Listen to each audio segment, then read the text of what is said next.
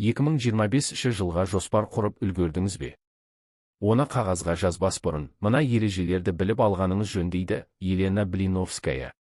Елена Блиновская халықаралық дәрежедегі тренинг, мотиватор, жеке тұлғаны қалыптастыру бағдарламаларының авторы. Оның есімі Ресейге ғана емес, көптеген елге армандар марафоны деген жобасымен жақсы таныс. Елена былай дейді: армандарыңызды орындайтын өзіңіз. Тек дұрыс армандай білу керек. Ол үшін өзіндік ереже бойынша жұмыс жасау қажет. Бірінші ереже. Орын дайындаңыз. Мысалы, 2 қабатсыз делік, босанатын уақыт жақындағанда балаңыздың жататын орнын, оған бөлме іздеп ойланасыз. Немесе келесі айдан бастап ініңіз, я болмаса қайныңыз сізбен бірге тұратын болды.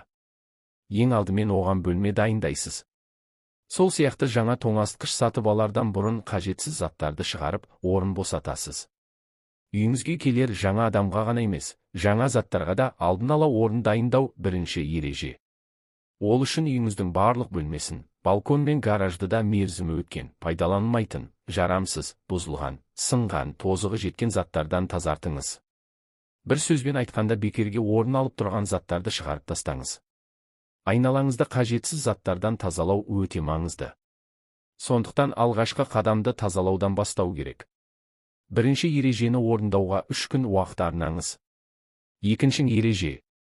Ақпаратқа 30-40 шақты мақсат, арман тілектеріңізді жазыңыз. Есте ұстайтын нәрсе, арман тілектеріңіз экологиялық таза болуы қажет. Яғни, ешкімге зияны тимейтініне назар аударыңыз. Ойдың, сөздің экологиялық таза болуы екінші ереже. Мысалы, сүйіктім ертерек ажырасып, біз бірге болайық деп тілеуге болмайды. Бұл тілегіңіз сүйіктіңіздің әйелі мен балаларына зиянды.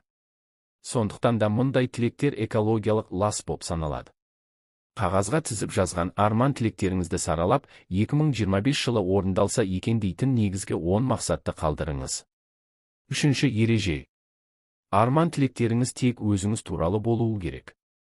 Мысалы, маған күйеуім көлік сыйласын, күйеуім арақ ішетінін доғарсын, ұлым жоғары бал жинап, грантпен оқуға түсін деген тілектер болмайды.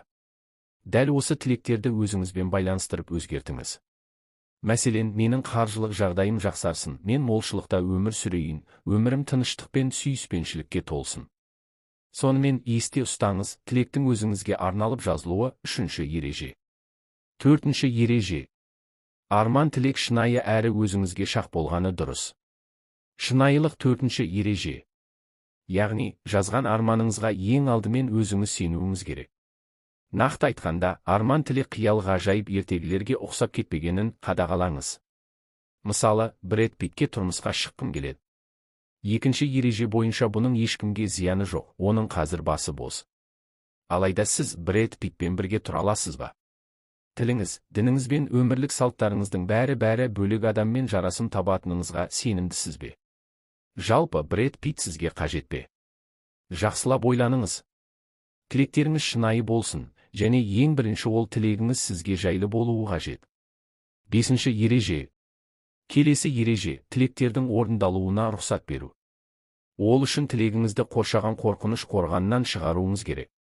Түсінікті болу үшін мынандай мысал келтірейік. Мысалы, әкеңіз үнемі Алматы қаласында тұруды армандадым деп айтады делік. Бірақ ол Алматыға қыдырып та бармаған. Ол ауылындағы малдарын сеніп ешкімге тапсырып кете алмады. Немесе бұрын соңды болмаған ортада өзін ыңғайсыз сезінемін деп ойлады. Үшінші себеп, пойызда ақшамды біреу ұрлап алса ше, самолет апатқа ұшыраса не болады деп қорықты. Байқасаңыз, мысал ретінде келтірілген 3 себепте қорқынышқа кеп тіреледі.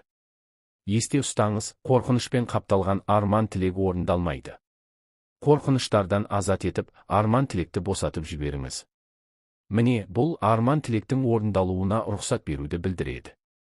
Қорқыныштарыңызды анықтау үшін арман тілегіңіздің әрқайсысына 3 қорқынышыңызды жазыңыз және сол қорқыныштарыңызды жойыңыз.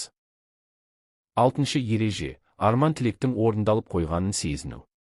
Ол үшін арманыңыздың орындалғанын ойша елестетесіз. Мысалы, сіз 2021 жылы Египетке саяхаттауды армандадыңыз делік.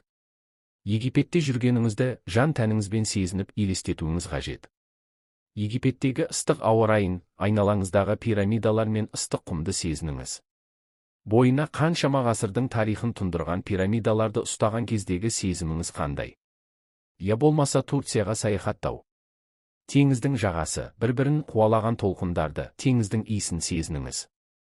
Қуаныш, таңданыс, бір сезімдерін сезініп, арманыңызды көз алдыңызға келтіру арқылы сіз оны қуаттандырасыз, қозғалысқа түсіресіз, тартасыз. Сезіну, визуализация жасау қиындық тудырса, алдымен әр тілегіңіздің қасына эмоцияңызды сөзбен сипаттап жазыңыз. 7. Ереже, арман тілектеріңіздің әрқайсысына орындалу мерзімін жазып қойыңыз. Қай айдың, қай күні орындалуы қажет мерзімін міндетті түрде жазуыңыз керек. Мысалы, тұрмысқа шығу, немесе үйлену, 2025 жыл, 15 тамыз. Жаңа жылға арман мақсатты осы ережелерге сай етіп жазып шығыңыз, міндетті түрде орындалады.